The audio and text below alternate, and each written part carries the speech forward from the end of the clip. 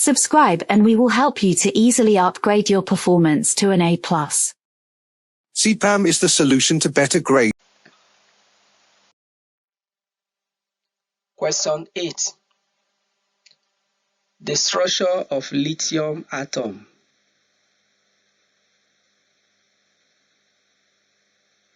How many electrons does it have? You count the shell. This is the nucleus. So we have 1, 2, 3. Lithium has 3 electrons. And the outermost shell, how many electrons is there? 1. So lithium is a group 1 element. There are 3 electrons in lithium atom. How many protons are there in a lithium atom?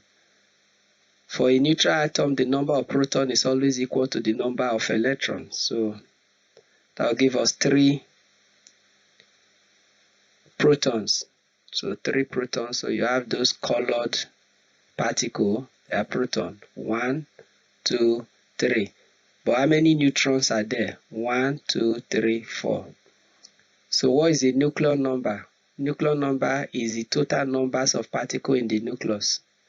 We'll give you 3 protons plus 4 neutrons. That will give me 7. The nuclear number or mass number will be 7. How many neutrons are there in the lithium atom? So we have 4. 4. So we have these nucleon particles that are not shaded. 1, 2, 3, 4. Those are the.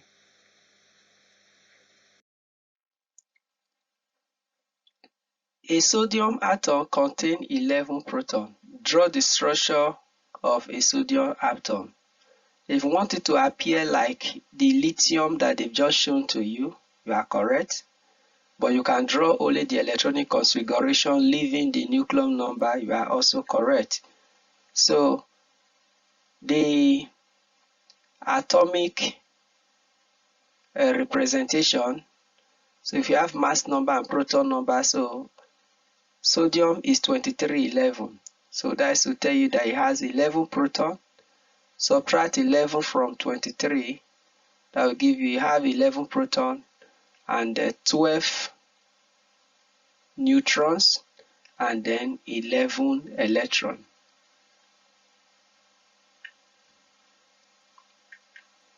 So the electronic configuration is going to be 2, 8, 2 plus 8 will give me 10, so remaining 1 to go to the outermost shell. So sodium is group 1 element in the periodic table. So if you look at that, that is the nucleus. So we are going to represent proton with the shaded particle so that it looks like the lithium atom that was given to us. So how many? So let's put 11. So how many protons there in the nucleus?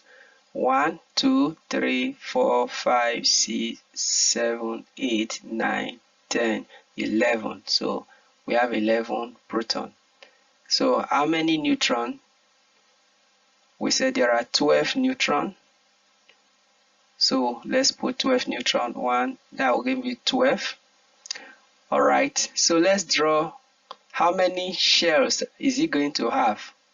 It's going to have what? K, L, M. So 3 shells. So let's put those shells, the 3 shells, K, L, M. The first shell is going to take 2 electrons. Then this second shell is going to have 8 electrons. Then the third shell is having just 1 more electron remaining. So put it there. So that is the structure you are expected to draw. But however, in the exam, if you don't indicate the number of proton and neutron, you still be marked correctly. Because we are only interested in this arrangement of the electron in the shells.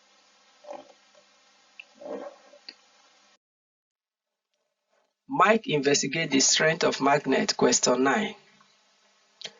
So it has 5 different magnets, A, B, C. The number of clips that each magnet we're able to pick is here. So let's look at the Mike procedure. What he did during the experiment, he put the bar magnet on top of his hand, put the bottom of his hand onto 24 paper clips. He lifts his hand up. He counts the number of paper clips that have been attracted. He repeated with different magnets. Here are the results. So this experiment tells you that magnetic field can penetrate human skin. So the stronger the magnet, the more number of paper clips that are expected to pick. So if you look at this, which one is the strongest magnet here? A and B. Which one is the weakest magnet? Magnet C.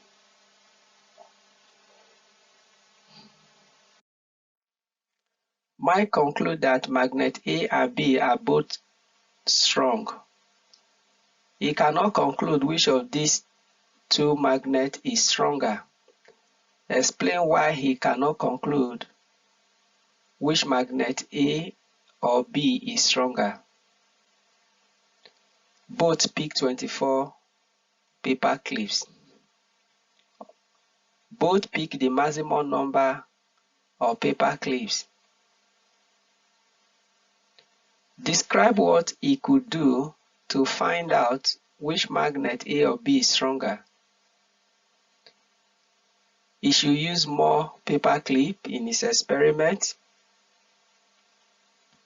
He should repeat it using bigger paper clips.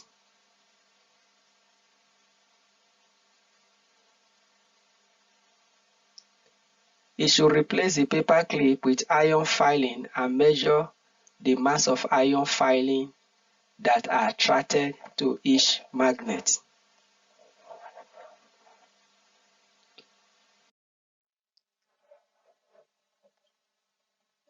Pierre repeats Mike's investigation. Here are Pierre's results. Pierre used the same magnet that Mike has already used. He used the same paper clip as Mike. The results are different. Describe one difference between the results. Magnet A picked 18 paper clip, magnet B picked 22, magnet C picked 1, magnet D picked 13, and magnet E picked 6 paper clips. You compare the result of Mike's investigation with this that Pierre have done. So if they say speak different based on experimental results, always it's just like justification. You are trying to compare or describe what the data given to you. So let's see.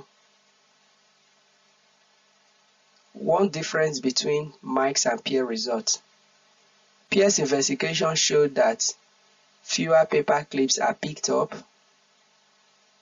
Remember in Mike's own, both these pick 24, but here A is picking 18 and B is picking 22. And based on Pierre's result, we should say that magnet B is stronger than magnet A because it picked more paper clips. Suggest why the results are different. Yeah, you know that there's an interface between the magnet and the paper clip, which is the palm of the student. So we can assume that their hands are different, the size of their hand. Pierre's hand is bigger, so the size of the hand is reducing the strength of the magnetic field. Mike's hand is smaller.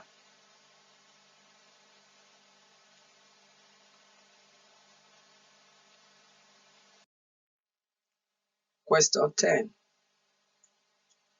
Egg whites contain a protein. An enzyme digests protein in the stomach.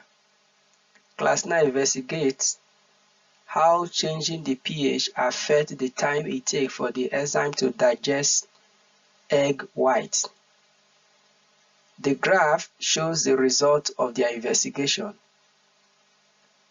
Which pH have the shortest time of digestion?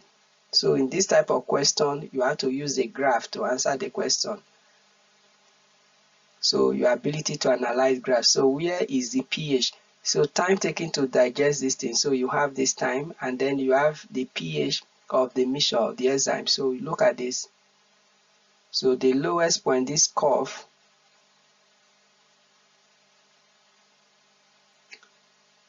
so the pH lies between 2 and 2.5. So you have your lowest value. So anything that you write there will be correct. So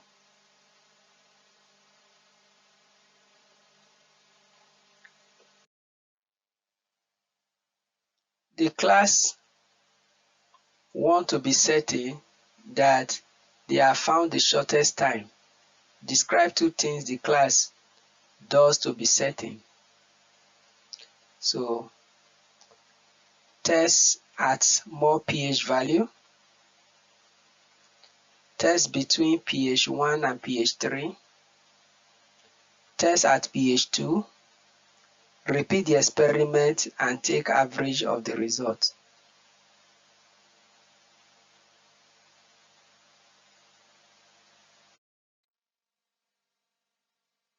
State one safety risk of using liquid with very low pH because they are acidic and corrosive. So what do? The liquid is corrosive and burn tissues, or liquid will harm hand. Describe one way of reducing this risk. Wear goggles, wear gloves, wear apron to avoid it spilling on your uniform, or use lab coats. Do not taste chemicals in the lab, especially this one. Do not taste acid or smell the liquid. It can harm the delicate lining of your nostril. Use only small quantity of the liquid in your experiment. State one variable the student must control in this investigation.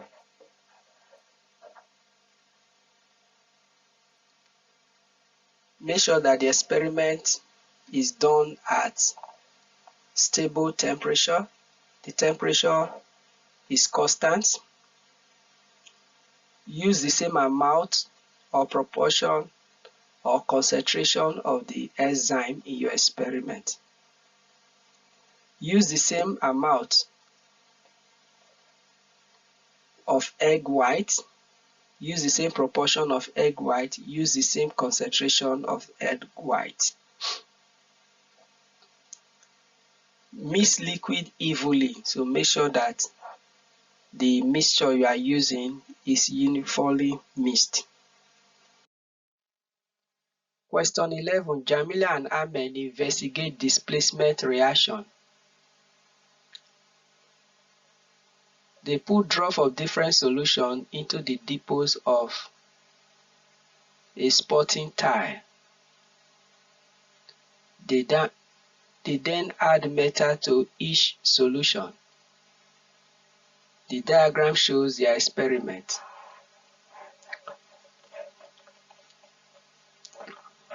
So they have different solutions: zinc nitrate, magnesium nitrate, copper nitrate, iron nitrate. and then they use different metal.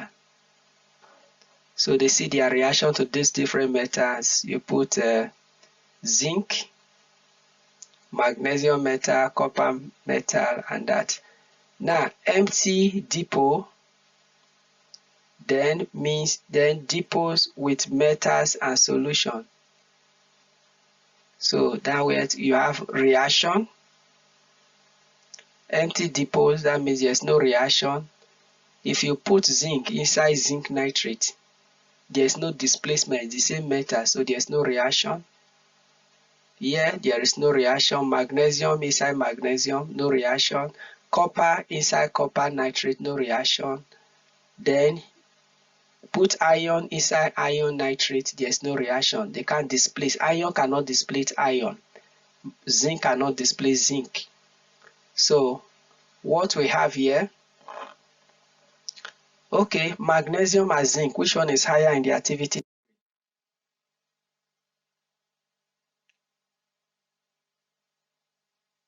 So Jamila sees,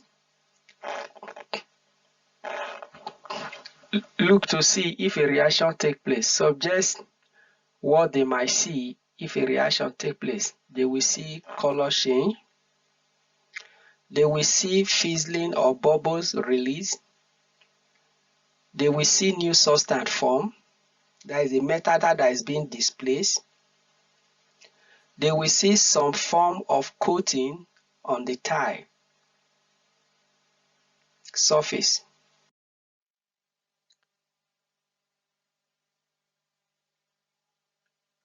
They record their results in a table and put tick where there is reaction and cross where there is no reaction. So zinc on zinc, no, you have this. Okay. If you look at this, copper is lower than zinc on the activity series. Iron is lower than zinc in the activity series. That's why they do not react. They can't displace zinc. Okay. Magnesium is higher than zinc, so you can displace it. So that's why you have reaction here. Then magnesium,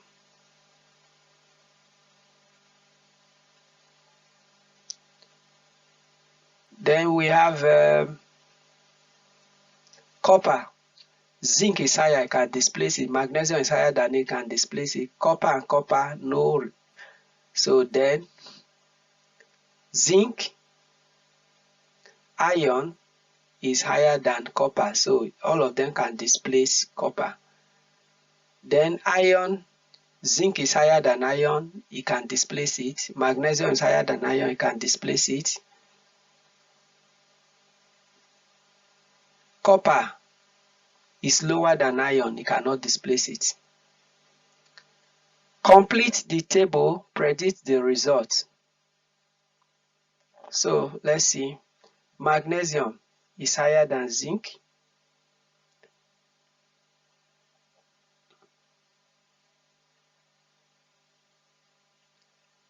Magnesium, zinc is lower than magnesium, it cannot displace it. Copper is lower than magnesium, it cannot displace it. Iron is lower than magnesium, it cannot displace it. So these are the why, because magnesium is higher than zinc, higher than copper, and is higher than iron in the activity series. The reactivity shows that the metal in order of reactivity. Which of these four metals is the lowest in the activity series? So which one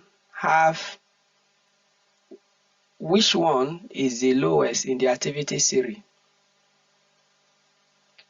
That is the one that have the lowest number of reaction, which is what? Copper. So you have 1, 2, 3, copper. Which one is higher in the activity series? Magnesium, that displays all the metal. 1, 2, 3. So followed by zinc, followed by iron, then copper is the least. Question 12. We are looking at reflection of light by a mirror. So complete the light. Angle of incidence, the fact here is that what? The angle of incidence is equal to the angle of refraction. The angle of incidence, that the angle here must equal to, so the incident ray, so the light is incident on the mirror, so it will be reflected on the other side of the normal. Now, the angle of incidence here, when you measure with your ruler, your protractor must be equal to this point here.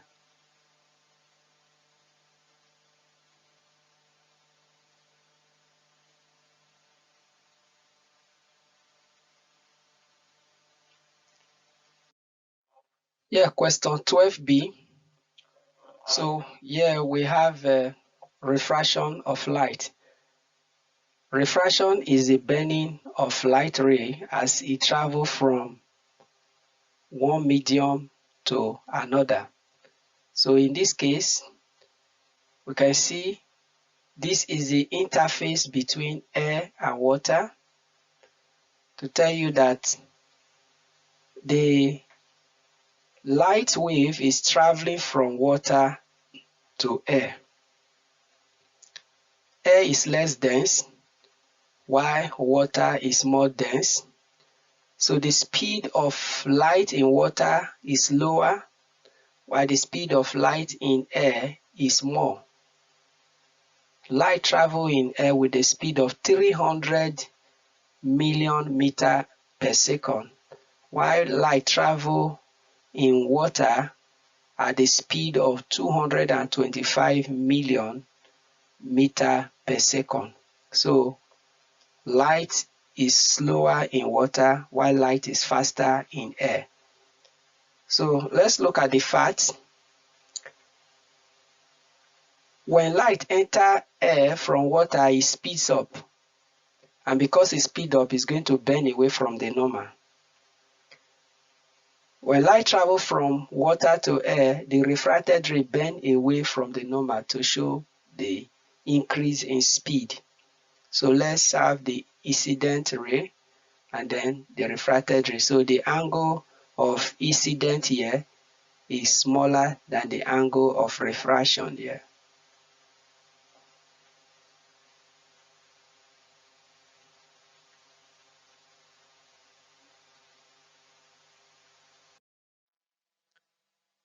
Yes, shadow formation. You put an opaque object in front of the light. Opaque object block rays to form shadow on screen. So you have that coming up. So this opaque object will not allow this middle ray to pass through, while these ones by the side will pass through. But what is going to happen is that you have a shadow in front of this opaque object, so this screen. So you're going to have partial light at this edge here and this edge here, while you have thick shadow at the middle because of the opaque object blocking it. So question 13, complete the word equation for aerobic respiration. Respiration is the burning of food using oxygen to produce energy for everyday activity, then releasing carbon dioxide that we breathe out of our body as a waste. So food plus oxygen give you water and carbon dioxide. So this is the food.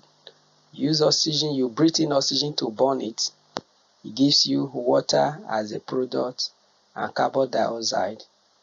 And that is why you see that the air that we breathe out contain high level of water vapor and higher level of carbon dioxide.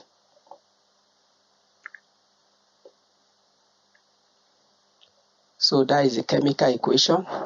Glucose plus oxygen give you water plus carbon dioxide. We have come to the end of Science Paper 1, April 2020. Watch out for Science Paper 2. Subscribe and we will help you to easily upgrade your performance to an A+. SEPAM is the solution to better grades. April 2020 next.